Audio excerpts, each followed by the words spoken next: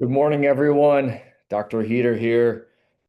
We are starting a new initiative here at the CLIU Curriculum and Instruction Office. Each month, we are going to be creating small videos, short videos, to feature some tools or tips or tricks that we find may be useful in our schools and in our districts. So this morning, I'm actually going to take a kind of mini deep dive, if you will, into the PA Future Ready Index.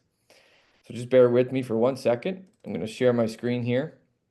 The reason I selected this deep dive is to feature sort of, I guess, an area that I don't think, in my experience working with and planning with school districts, that maybe we're not aware the feature is present in the PA Future Ready Index. And to be quite honest, I think in many cases it would benefit us to spend a little bit more time in this area. So for those of you who are unaware, I am at futurereadypa.org. You can see the web address here at the top. And we can search any public school district across the state of Pennsylvania. I'm going to use, just for example purposes, one of the larger districts in the area where I live, which is Hazleton School District. And you could see when I do a simple search, it's going to bring up every building that is available under that search. I'm going to utilize the high school for demonstration purposes today. And when I select the high school, you're going to see across the top here, school performance, school fast facts, and district fast facts. Um, I just want to show you a couple tabs for the sake of what we're going to drill down into today. So when I go to school fast facts, a couple pieces I just want to point out. On the right-hand side here, we can see the percent of enrollment by race ethnicity, and you can see the percentages there. And then over on the left, we can see the breakdown by student group. So notice economically disadvantaged, ELLs, and special education. I'm featuring this piece because I think this is a good starting place when we want to do a data dive or a deeper data analysis, looking at our school systems. And it really gives us a nice idea, sort of from above, of exactly what our student breakdown would look like. And then what we can do is we can go to school performance right here. And this is really what I want to feature in this quick video today. But if you look, you'll see student assessment measures and on-track measures listed here.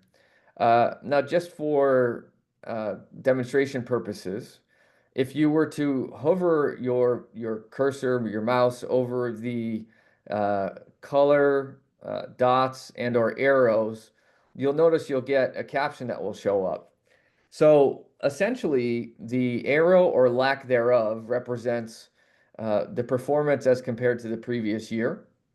So a down arrow would represent that the performance had decreased from the year before.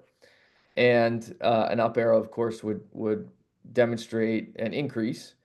And a lack of an arrow would show that there really wasn't substantial increase or decrease either way. Maintain the same performance.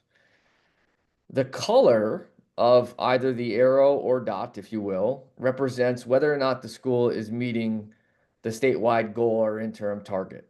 And we're not going to get too deep into that today, but just for the sake of looking at this school performance screen, I did want to make sure that I highlighted that. Now, the piece that I really wanted to demonstrate in this video, and I'm going to use, uh, I'm going to look at state assessment measures for my example, is I'm going to click on View All State Assessment Measures. And you'll notice here, you're going to see rates in ELA literature, math, algebra, and science biology, as well as statewide averages and 2033 goals. But the piece that I really wanted to feature is, and again, I think it's because I don't know that we spend enough time here, and I really do think it can help to inform some of our planning as school buildings and districts. If we go to student group breakdown right here, you're going to notice on the screen that we're going to be able to drill down into each of the subgroups that we had noticed in our building profile. So you'll notice here, of course, you see the all student group, but we can also see Hispanic, white, economically disadvantaged, ELL, students with disabilities, and combined ethnicity, not only their proficiency rates, but also their performance compared to the previous year, as well as whether or not these groups are meeting the statewide goal or interim target.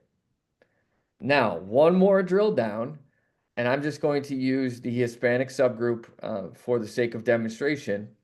If we click on this little graph icon right here, it's actually going to pull up a nice little line graph for us to be able to look at previous year's performances and how the performance has changed or not changed over time.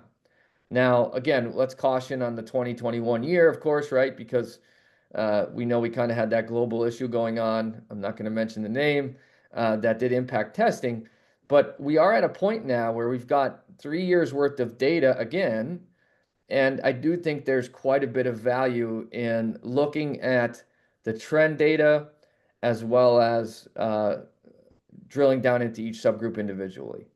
So I just wanted to make sure I showed that. I'll show one more piece here. You can also do this if you were to go back, or excuse me, if you were to toggle to on-track measures, you can see English language growth and attainment, as well as regular attendance. So I'm just going to demonstrate with regular attendance because this is one that I see a lot of our schools do have a bit of an issue with. So if I go to student group breakdown, again, I can take a look here at each of my subgroups.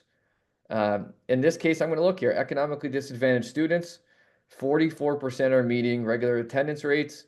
I'm going to click on this little graph and I can actually see how are my economically disadvantaged students performing with regular attendance? Students who have missed 10% or more of the school year, right? So you can kind of see here the trend that's going on. And this could, again, really inform some of the work that we do, not only at the start of the school year, but throughout. Okay. So Dr. Heater here, just again, signing off. I wanted to make sure I not only shared this tool, futurereadypa.org, but also some usage of it. I do think it's very valuable and worth our time to take a look at our subgroups. Thanks, everybody. See you soon.